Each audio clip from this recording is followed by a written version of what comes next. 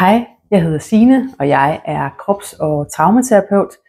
I den her video, der kommer jeg til at tale om forsvarsmønstre som karaktertræk og sådan særlige udtryk.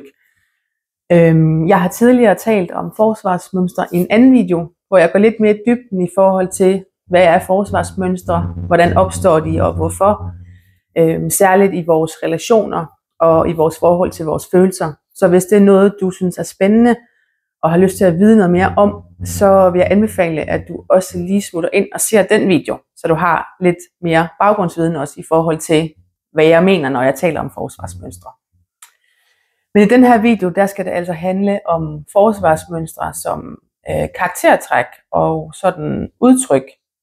Og hvad mener jeg med det? Jo, du har sikkert hørt om udtryk som at være en pleaser, eller en perfektionist, eller en udholder, eller en drama queen. Og udover at være nogle udtryk, som vi bruger måske lidt i flæng, så er det jo faktisk også en beskrivelse af en måde at være i verden på. Og det er også noget, som kommer til udtryk i måden, vi sådan bevæger os og er i verden på. Jeg synes egentlig, den bedste måde at prøve at vise det her, i stedet for at sidde og forklare det, det er ved at lave en lille visualiseringsøvelse med dig. Så hvis du er frisk på det, så vil jeg lige invitere dig til at lukke øjnene en gang. Og så kommer jeg til at beskrive en person for dig. Så ja, hvis du lige lukker øjnene. Og så kommer her en beskrivelse af en person, som jeg gerne vil have, at du ligesom prøver at visualisere for dit indre blik og danne et billede af.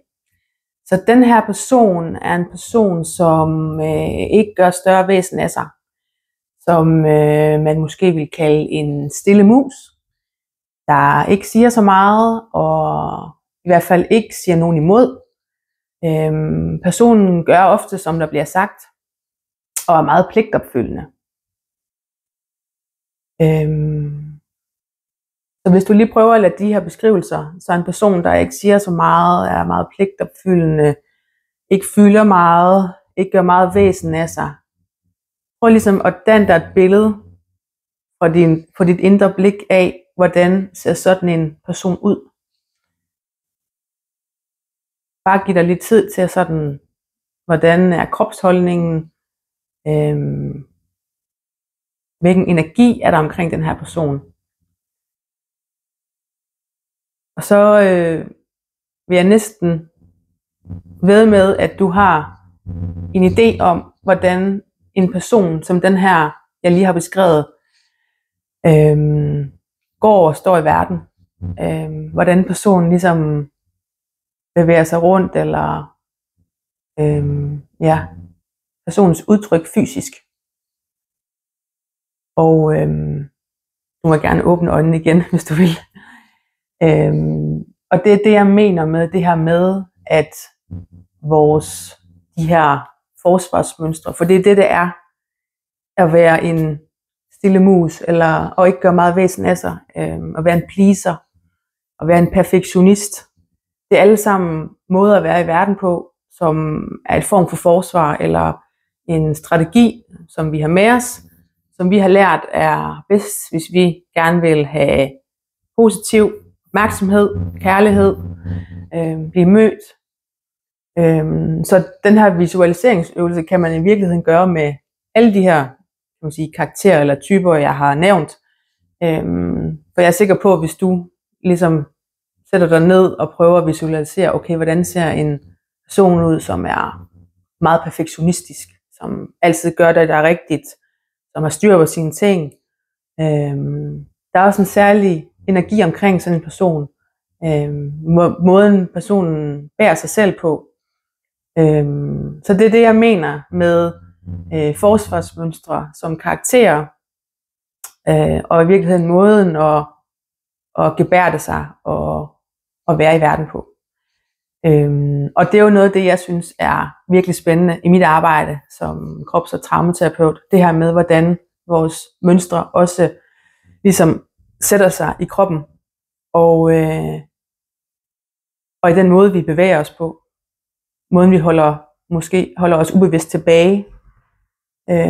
Nogle spænd, vi har. Nogle tilbagehold eller nogle kollaps. Afhængig af, hvad det er, vi har oplevet. Og hvis du også synes, at det her det er interessant, så vil jeg gerne invitere dig med til en fordybelsesdag, som jeg holder her den 24. maj. Det er en lørdag, hvor vi mødes fra 9 til 3, og simpelthen dykker ned i det her med forsvarsmønstre, blandt andet som karakterer eller vores måde at være i verden på, hvordan det kan udfolde sig på mange forskellige måder i os som mennesker. Så det er noget af det, vi kommer til at dykke ned i, og hvor jeg også vil bruge meget af det sanselige, også visualisering, for ligesom at du selv har mulighed for at mærke, hvordan kommer de her forskellige udtryk,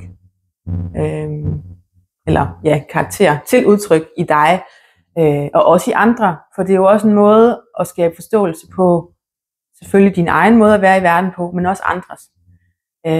Og måske få noget mere medfølelse eller noget omsorg for noget af det, du måske kan slå dig på hos andre, deres forsvarsmønstre.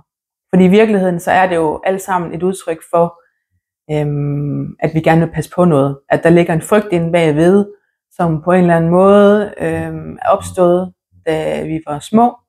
Og så har vi bygget de her strategier og de her mønstre ovenpå, for at undgå at blive sårbare, og for at undgå at komme ind og mærke den der frygt. Så i virkeligheden er det jo noget, der kalder på opmærksomhed og omsorg og kærlighed i os alle sammen, når vi falder ind i vores mønstre, fordi der er noget, vi gerne vil passe på. Så ja, det er altså noget af det, vi kommer til at dykke ned i og fordybe os i den 24. maj. Og jeg vil selvfølgelig rigtig gerne have dig med. Så hvis det er noget, du har lyst til at vide mere om, så har jeg lagt et link hernede under videoen, hvor du kan finde en masse information om dagen og om det praktiske. Det foregår i København, så det er selvfølgelig nemmest, hvis du bor herovre. Du finder de informationer, du har brug for via linket. Og ellers er du jo altid velkommen til at skrive til mig, hvis der er noget, du har spørgsmål til.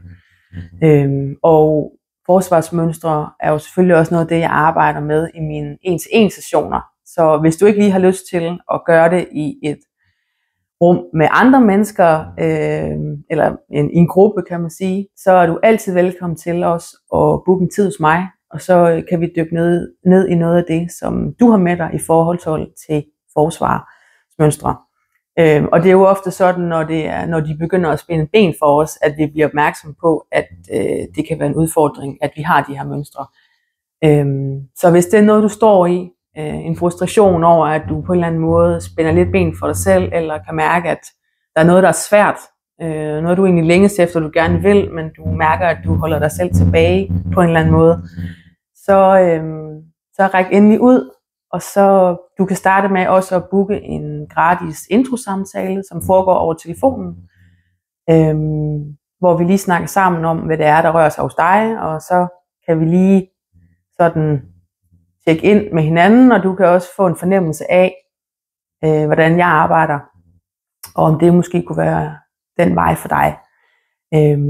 Og det kan du læse mere om, altså hvordan du booker den slags via min hjemmeside. Så den lægger jeg også lige et link til hernede under. Der kan du også læse mere om, hvordan jeg arbejder, og en masse praktiske information, hvis du har brug for det. Så det var det for den her video. Men ræk endelig ud, hvis du har spørgsmål. Og så håber jeg, at vi ses den 24. maj til en virkelig spændende dag om forsvarsmønstre, eller i en 1-til-1 session hos mig her i København. Du må have en dejlig dag. Hej.